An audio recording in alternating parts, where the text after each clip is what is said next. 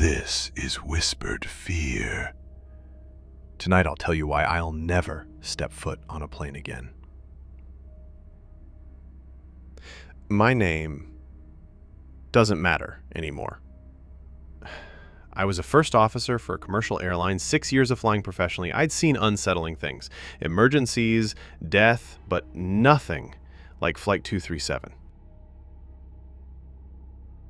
It started like any ordinary morning. Clear skies over Seattle, a simple route to Denver. Routine. Passengers boarding, smiles and greetings. Among them, a regular, a business-class man about to hit his 2 million mile milestone. The airline even planned a celebration for him when we landed. But before takeoff, there was a pounding on the cockpit door. The interphone buzzed.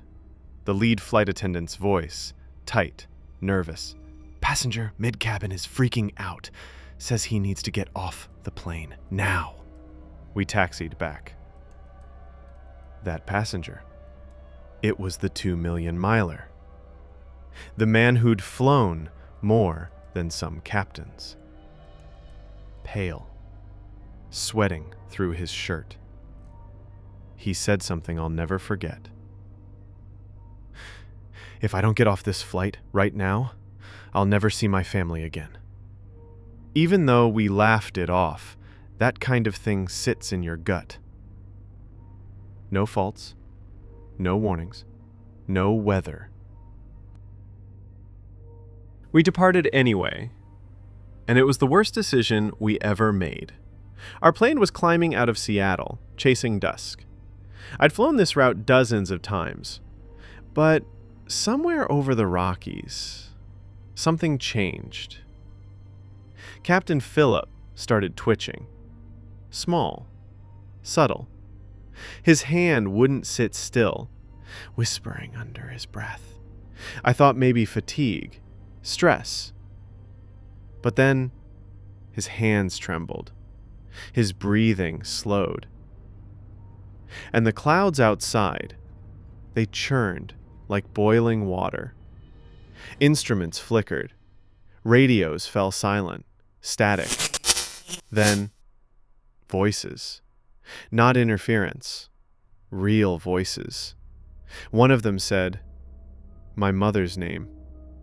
Another spoke in my own voice. I froze. Captain Phillip turned to me. His face wasn't wrong, just off. Like someone trying to remember how to smile. "We're almost there," he said. "Where's there?" I whispered. He grinned wider, cracked, empty. "Where all judgment goes, my friend." The sky outside had gone black. Stars still burned, but they were wrong, melting. The plane wasn't flying anymore. We were sinking. Faces appeared outside the cockpit window. Not passengers, people I had wronged, staring with pity. The cockpit lights dimmed. Emergency backup flickered. Captain Phillip stood, unbuckled, looked me in the eye. "Some of us must pay," he said. "To leave this place, there must be balance. There must be a sacrifice."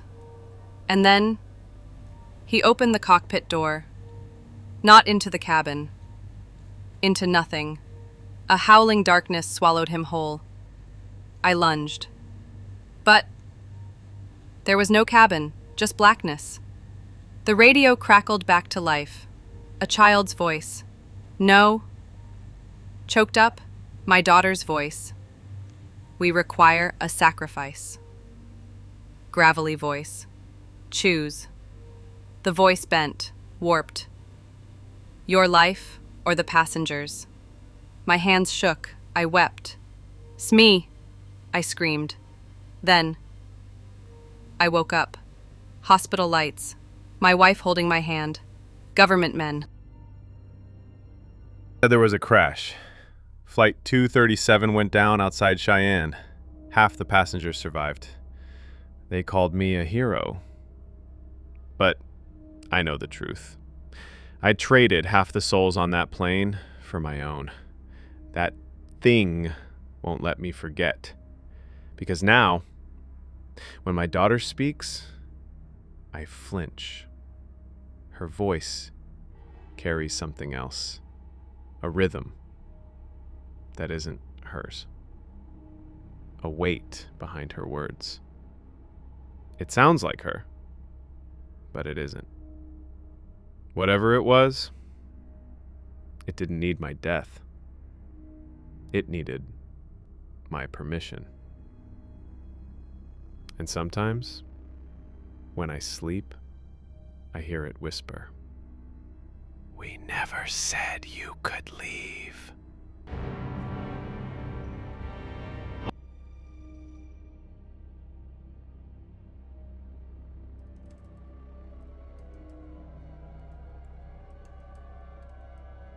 If you're still listening, this was Whispered Fear.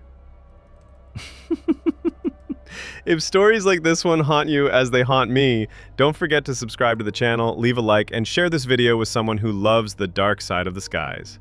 Good night, and